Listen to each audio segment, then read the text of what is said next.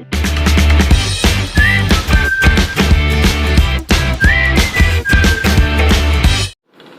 મિત્રો, PJ Gadhiya YouTube ચેનલમાં ફરીથી આપનું સ્વાગત છે.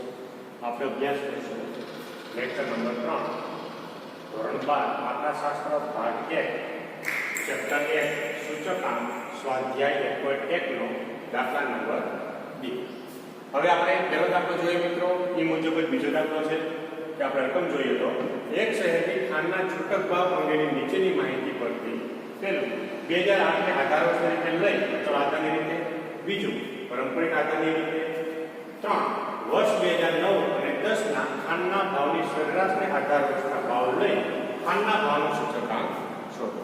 ત્યાર પછી આપણે 2008 થી 15 સુધી જે રકમ આપી છે આપણે વર્ષ દરમિયાન મૂકી દીધી અને ખાંડનો ભાવ કિલોગ્રામમાં જે આપેલો છે એ આપણે મૂક્યો. બરોબર, હવે ત્રણે રીત છે મિત્રો, એટલે ત્રણ રીત આપણે મૂક્યું છે. એટલે કે આધાર વર્ષને 2008 માં પહેલો લીધું છે કોલમમાં, પારંપરિક આધારે બીજા કોલમમાં, અને 2009 અને 10 ની સરેરાશ જે આપણે ગોતવાની રહેશે. બે દાખલા આપણે જેમ ગોતી તેમ ગોતી અને ત્યાર પછી એને એ રીતે કરશો દાખલો. બરોબર છે.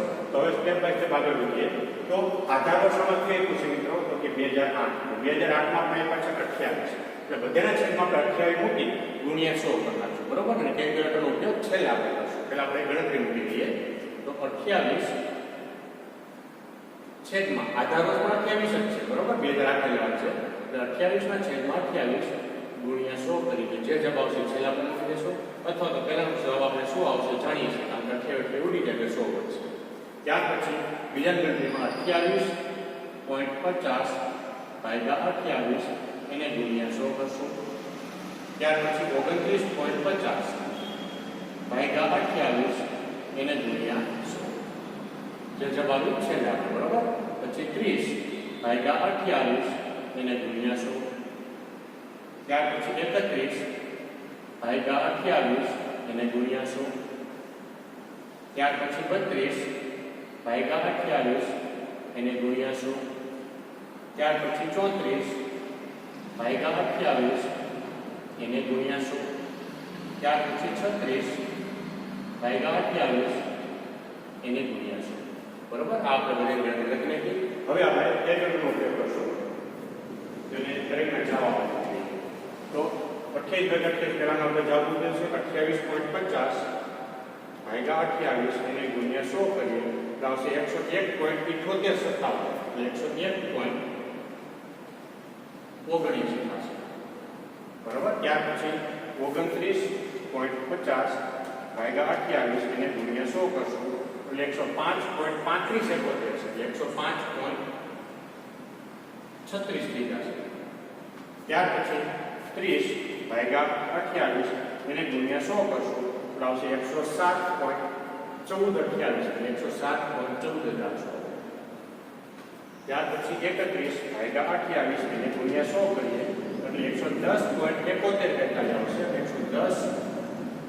110.71 રાખશો. ત્યાર પછી 32 ભાગ્યા 28 ગુણ્યા 100 કરશું તો આવશે 114.2857, એટલે 114.2857 છે, તો 29 કરી નાખશો. બરોબર, ત્યાર પછી 34 ભાગ્યા 28 ગુણ્યા 100 કરશું એટલે 34 ભાગ્યા 28 ગુણ્યા 100 કરશું 121.4285, એટલે 121.4285 છે, એટલે 45 કરી નાખશો. બરોબર, 36 ભાગ્યા 28 ગુણ્યા 100 તો આવશે 139.2857, એટલે 139.2857 છે, ત્યાંથી જશે 49. બરોબર, એટલે આપણા ધારિત અચળ આધારની રીતે આપણો કમ્પ્લીટ થઈ ગયો. તો પારંપરિક આધારિત સૂચકાંક ગણવાનું છે. પારંપરિક આધારિતમાં આપણે જાણીએ છીએ કે ઉપરનું વર્ષ છે છેદમાં પહેલાની ગણતરી આપણે જે કરીએ એમાં ઉપરનું વર્ષ આપણે નથી આપ્યું, 2007 નું વર્ષ આપણે આપ્યું નથી કે રકમમાં કંઈ કીધેલું નથી. પહેલાની ગણતરીમાં આપણે શું કરશું તો કે પહેલા 100 મૂકી દેવાનું.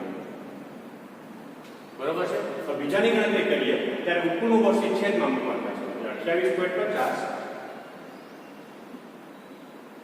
ભાગ્યા ઉપરનું વર્ષ 28 એને ગુણ્યા 100. પહેલા આપણે ગણતરી મૂકી દીધી, છેલ્લે આપણે કેલ્ક્યુલેટરનો ઉપયોગ કરીશું. બરોબર, ત્યાર પછી ત્રીજું વર્ષ 29.50 ભાગ્યા ઉપરનું કરશું 28.50 એને ગુણ્યા 100 કરશું. ત્યાર પછી 30 ભાગ્યા 28.50 એને ગુણ્યા 100 કરશું. ત્યાર પછી 31 ભાગ્યા 28.50 એને ગુણ્યા 100 કરશું. ત્યાર પછી સોરી મિત્રો અહીંથી ભૂલ છે 29.50 છે 28.50 લાગુ છે. ત્યાર પછી 30 ભાગ્યા 29.50 28 ઉપરનું વર્ગ છે આપણે પરંપરા આધારે કરીએ છીએ એટલા માટે 30 ભાગ્યા 29.50 પછી આગળ 31 ભાગ્યા 31 કરશું. બરાબર. ત્યાર પછી 32 ભાગ્યા ઉપરની રકમ 31 એને ગુણ્યા 100 કરશું. ત્યાર પછી 34 ભાગ્યા 32 એને ગુણ્યા 100 કરશું. ત્યાર પછી 36 ભાગ્યા 34 એને ગુણ્યા 100 કરશું. બરોબર છે. ઉપરની રકમ આપણે બધાના છેદમાં મૂકવાની રહેશે આપણે આ પરંપરા રકમમાં. બરોબર. હવે આપણે તેનો ઉપયોગ કરશું તો 28.50 ભાગ્યા 28 ગુણ્યા 100 કરીએ હશે 101.7857 101.78 ની જગ્યાએ થઈ જાય 19. બરોબર. ત્યાર પછી 29.5 ભાગ્યા 28.5 એને ગુણ્યા 100 કરશું 103.5087 એટલે 103.5087 છે અહીંયા 51. ત્યાર પછી 30 ભાગ્યા 29.5 ગુણ્યા 100 કરીએ તો 101.69 એટલે 101.69 આપણે રાખશું. ત્યાર પછી 31 ભાગ્યા 30 ગુણ્યા 100 તો 103.33 આવે છે એટલે 103.33 રાખશું આપણે. ત્યાર પછી 32 ભાગ્યા 31 ગુણ્યા 100 કરશું તો 103.2258 એટલે 103.2258 છે એટલે 22 ની જગ્યાએ થઈ જશે 23. ત્યાર પછી 34 ભાગ્યા 32 ગુણ્યા 100 કરશું એટલે આવશે 106.25.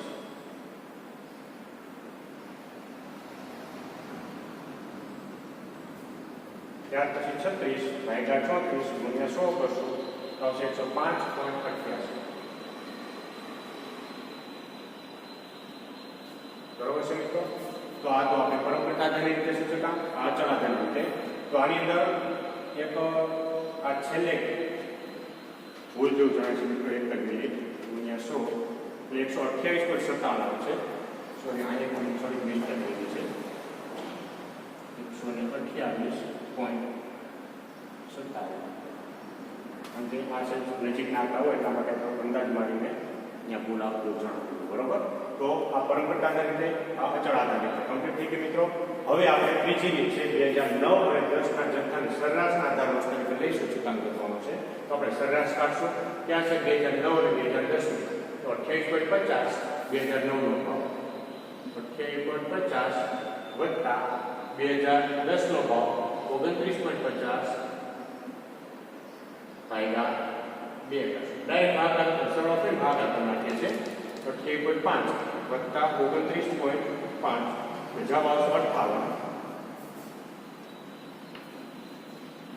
ભાગ્યા 2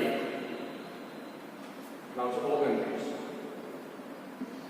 29 ના આધારે પેલી સૂચકાંક આપણે ગણવાનો રહેશે. દરેકના છેદમાં આપણે કેટલા મૂકશું મિત્રો 29. બરોબર છે. તો હવે આપણે સૌપ્રથમ દરેકની કિંમત મૂકી દઈએ પછી છેલ્લે આપણે ગુણાકાર ભાગાકાર નાખશું તો 28 ભાગ્યા 29 એને ગુણ્યા 100. ત્યાર પછી 28.50 ભાગ્યા 29 એને ગુણ્યા 100. ત્યાર પછી 29.50 એને ભાગ્યા 29 ગુણ્યા 100. ત્યાર પછી 30 ભાગ્યા 29 એને ગુણ્યા 100. ત્યાર પછી 31 ભાગ્યા 29 એને ગુણ્યા 100. ત્યાર પછી 32 ભાગ્યા 29 એને ગુણ્યા 100. ત્યાર પછી 34 ભાગ્યા 29 એને ગુણ્યા 100. ત્યાર પછી 36 ભાગ્યા 29 એને ગુણ્યા 100. આ દરેકમાં આપણે જે વસ્તુ ગણતરી કરતા હતા એના છેદમાં આપણે દરેકના છેદમાં 29 મૂકી અને ગુણ્યા 100 આપણે કરી શકીએ. કારણ કે આપણે સરેરાશ કેટલા 29, દરેકના છેદમાં આપણે 29 મૂકવાના છે. બાકી આજે 28 29 આપણે રકમ આપેલું છે એ વસ્તુને અંશમાં રાખવાનું, બરોબર ને? ઇવન ગણવાનું, E0 બદલે 29 માં. હવે આપણે કેલ્ક્યુલેટર ઉપયોગ કરી અને આગળ આપણો જવાબ લેવા જઈશું. તો કે 28 ભાગ્યા 29 ગુણ્યા 100 કરીએ તો આવશે 96.55. ત્યાર પછી 28.50 ભાગ્યા 29 ગુણ્યા 100 કરીએ પછી 98.27 આવવાનું, એટલે 98.27 અહીંયા થઈ જશે 28. ત્યાર પછી 29.5 ભાગ્યા 29 ગુણ્યા 100 કરશો એટલે 101.72 એટલે 101 પોઈન્ટ થશે 72. 41 આપણે લઈએ 20 ભાગ્યા 29 ગુણ્યા 100 કરશો 103.44 103.45 થઈ જશે. ત્યાર પછી 31 ભાગ્યા 29 ગુણ્યા 100 કરશો એટલે 106.89 આવશે. 89.65 એટલે કે 90 થઈ જશે 106.90. ત્યાર પછી 32 ભાગ્યા 29 ગુણ્યા 100 કરશો એટલે 110.34 એટલે 110.34 થશે. 48 આપણે લખીશું, બરોબર? પછી 34 ભાગ્યા 29 ગુણ્યા 100 કરશો એટલે 117.24 થશે.